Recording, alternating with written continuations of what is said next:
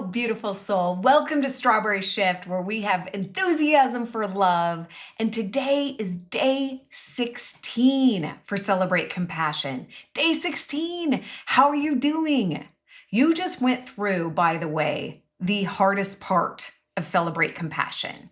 And that is having compassion for someone in your life who brings up annoyance, anger, hatred, even judgment, all that yucky stuff. And for you to look at that and for you to have the courage and the willingness to look at that, that says so much about you. So I want to take a moment and acknowledge you. I want to take a moment and sincerely thank you as another fellow human being on this planet for doing that deep work, because it benefits all of us.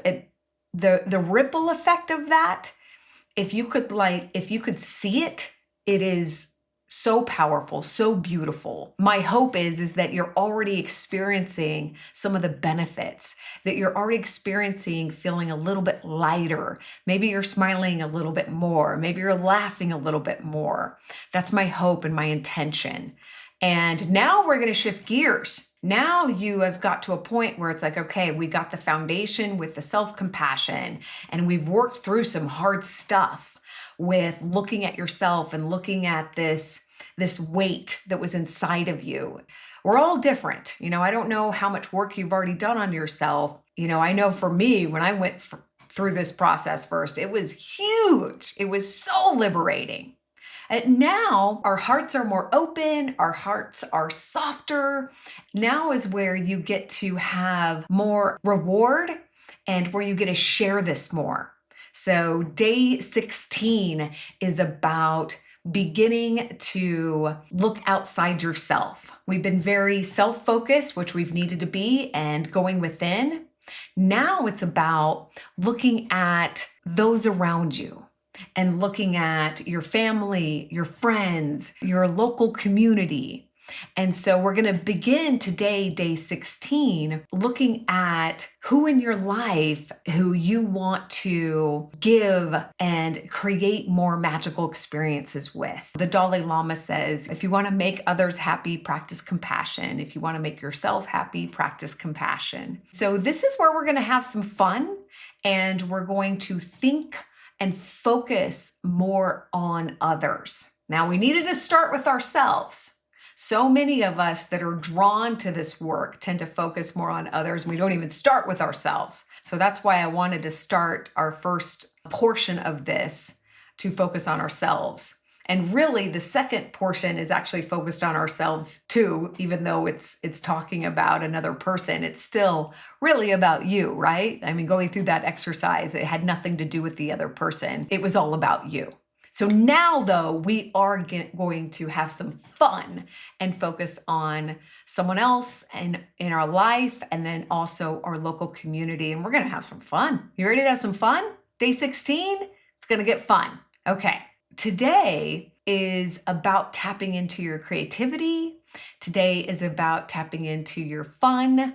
And today is about thinking about someone in your life that your heart is calling to. So I'd like for you to take a moment. The timing of this is always perfect. Who in your life do you want to surprise with some extra compassion? So remember, what is compassion? It's understanding pain. It's understanding suffering. Guess what is the best way to understand someone's pain and suffering? Guess what's the best way? Listening to their story. That's it. Listening to their story. I've been coaching for 25 years. 25 years. It surprises me that I didn't figure this out sooner. I've had to have compassion for myself that I didn't come up with this sooner. But now, something that I do with all my clients. When you enroll as a private client with me, I do a 2.5 hour intake with my private clients. I don't know why I didn't do this before. So before I would just do like a 1 hour intake. I do not do that. It was like a 1 hour session. We'd dive right in and I would ask questions and I would try and do a coaching session right out of the gate. I do not do that now. And this has been a game changer in my coaching. So what I do now, and yes, this has to do with the exercise, is I schedule a 2.5 hour Zoom call. And you might go, 2.5 hours, Mandy, why? Well, I used to do 2 hours and it always went over. And so then I just was like, we're going to call it 2.5 hours. 3 is always like a little too long to be on Zoom, but 2.5 hours, it's perfect. So what I do for this 2.5 hours, and this is a brand new client, like this is someone I haven't met.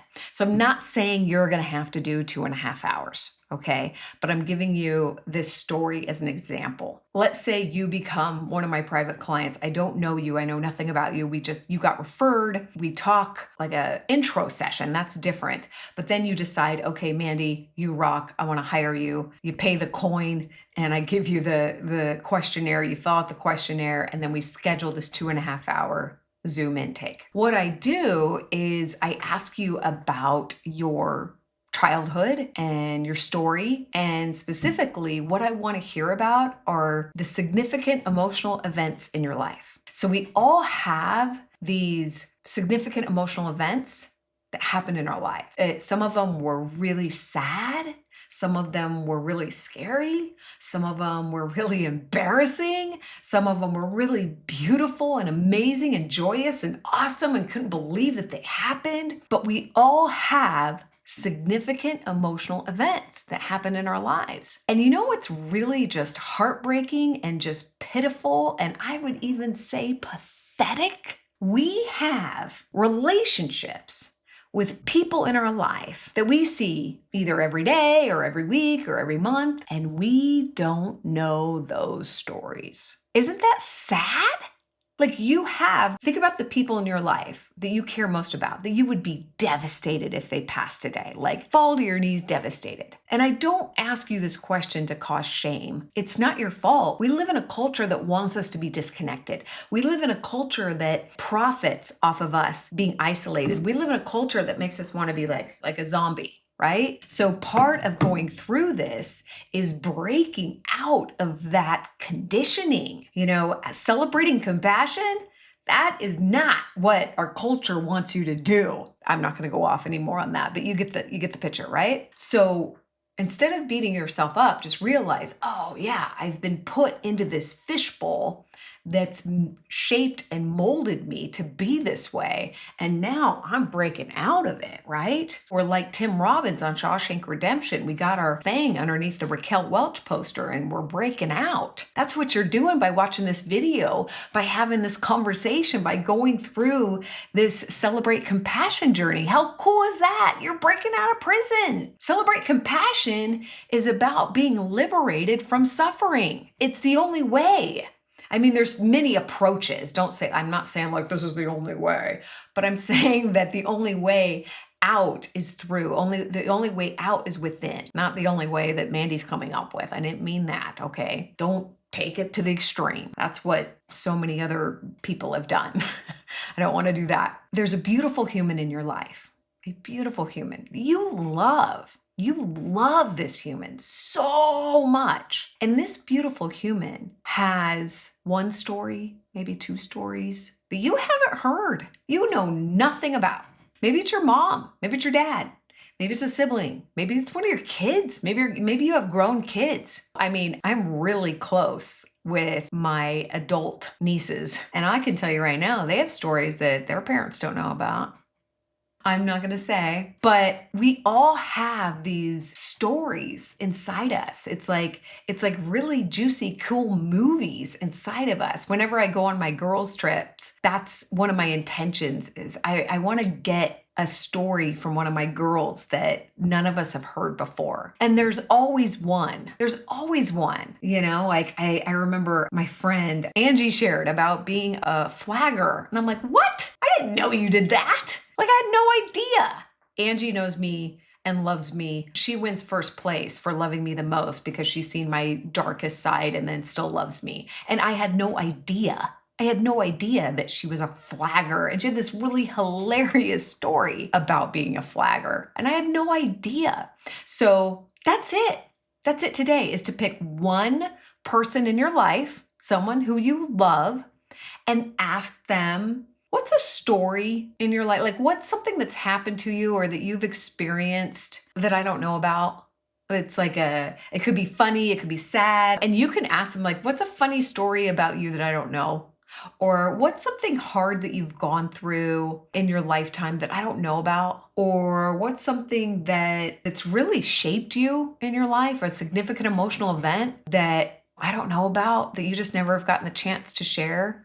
I really believe our stories shape us, and you could even let them know, hey, we are so self-absorbed in our culture, and you might think this is out of the blue or weird that I'm asking you this, but I was just thinking about the only way to really get to know the people in our life and to have a closer bond with the people in our life is to ask these kinds of questions. And so I'm asking because I want to hear about if you know that they went to this certain college, but you don't know anything about their experience, or if you know that they served in the military and you don't know anything about their experience. Ask them what it was like. What was it like? Or if they have kids. One of my favorite questions to ask moms and dads is like, what was it like when so-and-so was born? I mean, that's an easy one because that is always a significant emotional event. So if you don't know what it was like for a parent when one of their children was born, then you don't know everything about them.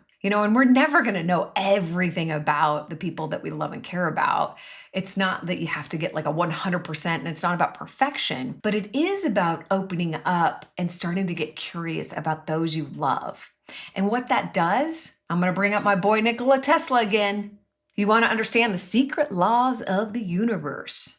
Got to think in terms of energy, frequency, and vibration. The fact that you're even focused on this, and the fact that you even put energy towards this, and then you are inspiring another human being in your life to open up and have this beautiful conversation that's not about fear and not about, oh, what if this happens? Well, can you believe this political party? Blah, blah, blah. Like that energy is so low.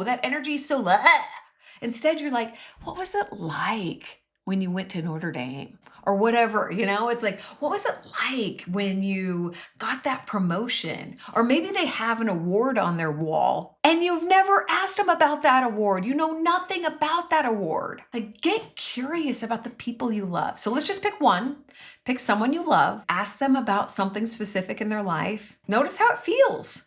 Notice how it feels to ask them. Notice how it feels for them and how they respond. And then when they share their story, when you hear a story about someone you love that you've never heard before, share in the comments, what came up for you. I know for me, when I heard some of the stories from my father, I didn't know how funny my dad was. Like, I kind of always looked at my dad like a dork, and my dad like kind, and he was sweet, and he's always there for me, and he over explains things, and he's so caring. But I didn't know he was so funny. And so when I started asking him questions about his jobs and everything, I didn't know he was so funny. So I got to I adjusted my perception of my dad, and I got to see this really cool new perception of my dad that I really appreciate, that I'm always going to be able to cherish. I'm excited for you. Day 16. Take care, my friend.